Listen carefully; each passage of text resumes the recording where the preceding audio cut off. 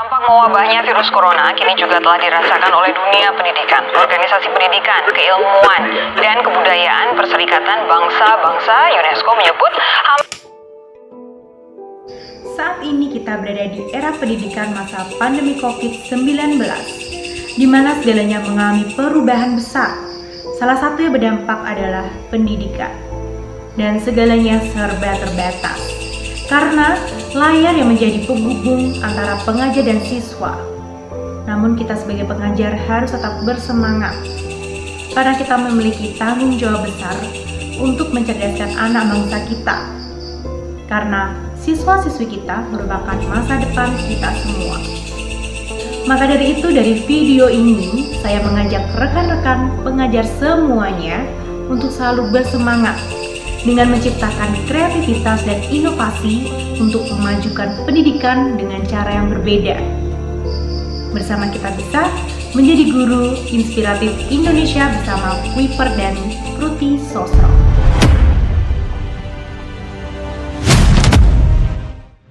Halo, perkenalkan nama saya Deska Kurniawati. Saya seorang guru seni budaya di SMA Negeri 8 Semarang. Proses pembelajaran di era pandemi saat ini merupakan hal yang sangat baru bagi kita.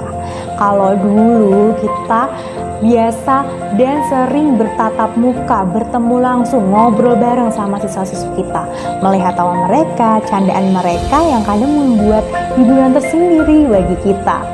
Kemudian keaktifan mereka saat proses pembelajaran, diskusi bersama, hal-hal tersebut pasti kita rindukan saat ini. Tapi terpaksa di saat pandemi saat ini kita tidak bisa bertatap muka langsung dengan mereka. Proses pembelajaran di masa pandemi ini biasa dikenal dengan pembelajaran jarak jauh atau nama bekennya PJJ. PJJ membuka mindset kita sebagai pengajar agar lebih kreatif lagi dalam menyampaikan materi, membuat mode-mode pembelajaran yang menyenangkan, yang asik agar siswa-siswi kita itu tidak jenuh dengan pembelajaran kita walaupun di rumah saja. Apalagi nih kita berada di era serba modern, serba ada, fasilitas-fasilitas dan layanan-layanan pun sudah sangat memadai. Tinggal bagaimana kita memanfaatkan fasilitas-fasilitas itu secara optimal. Nah, sekarang saya akan sharing fasilitas apa sih yang saya gunakan di saat PJJ Seni Budaya. Ini dia. Biasanya saya memanfaatkan layanan WhatsApp. Pasti Bapak Ibu guru tidak asing kan dengan aplikasi ini. Saat ini layanan tersebut menjadi wadah komunikasi saat pembelajaran jarak jauh berlangsung. Saya membuat grup mata pelajaran seni budaya di setiap kelas yang saya ajar. Lucu juga ya, kalau dulu kita belajar mengajar berada di ruang kelas berbentuk bangunan. Kalau sekarang mengajar di kelas tapi di ruang obrolan. Selain WhatsApp, saya pun mengajak para siswa untuk Google Meet agar bisa bertegur sapa dan seolah-olah melakukan pembelajaran secara langsung walaupun hanya melewati layar handphone ataupun laptop.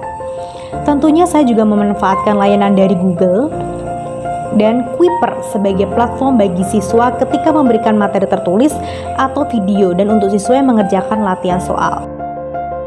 Saya senang menggunakan Kuiper karena menurut saya aplikasi ini sangat mudah digunakan. Biasanya saya memberikan materi, kemudian saya upload di Kuiper.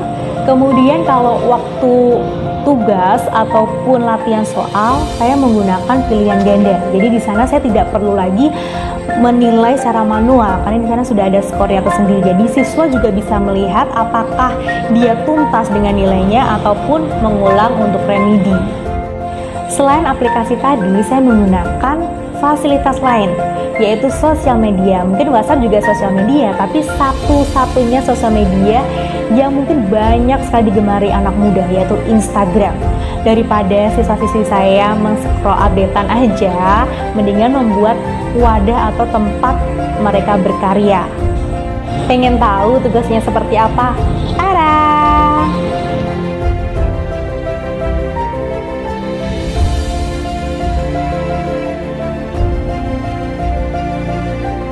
Saya di sini mengajarkan kenapa sih harus diupload di Instagram dan kenapa sih harus tetap kelompok walaupun pandemi. Saya mengajarkan bahwa di pelajaran saya itu adanya kerjasama, ada solidaritas dari antara siswa, kemudian mengembangkan kreativitas mereka, inovasi mereka dalam menciptakan karya, dan selalu tetap berkarya yang baik, yang sangat bagus walaupun di rumah saja. Layanan sudah tersedia, namun ada saja kendala di dalam PJJ.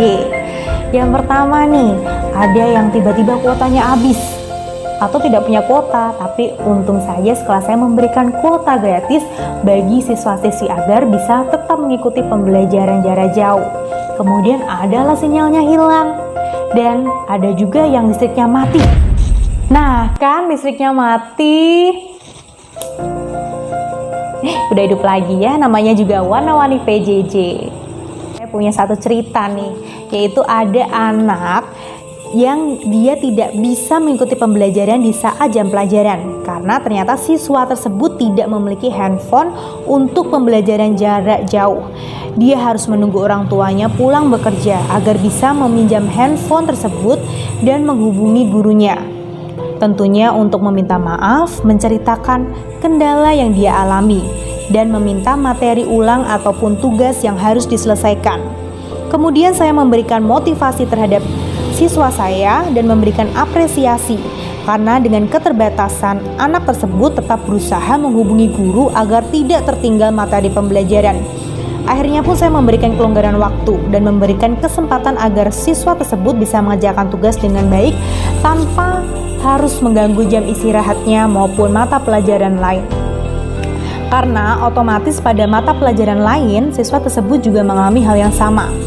Nah, di sini nih kita sebagai pengajar harus tetap memberikan apresiasi dan semangat bagi siswa-siswi yang memiliki kendala dalam pembelajaran jarak jauh. Belum lagi siswa yang memiliki fasilitas yang lengkap, tapi ada saja sikap yang kurang semangat, tidak disiplin. Alhasil mengumpulkan tugas jadi molor atau bahkan pura-pura lupa. Kayak lagu aja ya Bu. Ini PR kita sebagai pengajar, bagaimana caranya membuat siswa kita tetap disiplin, bersemangat PJJ walaupun di rumah saja, dan tidak pura-pura lupa lagi, tidak mengerjakan tugas. Caranya gimana?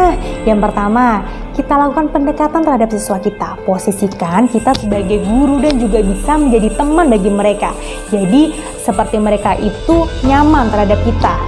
Kemudian kedua adalah membuat model pembelajaran dengan semenarik mungkin.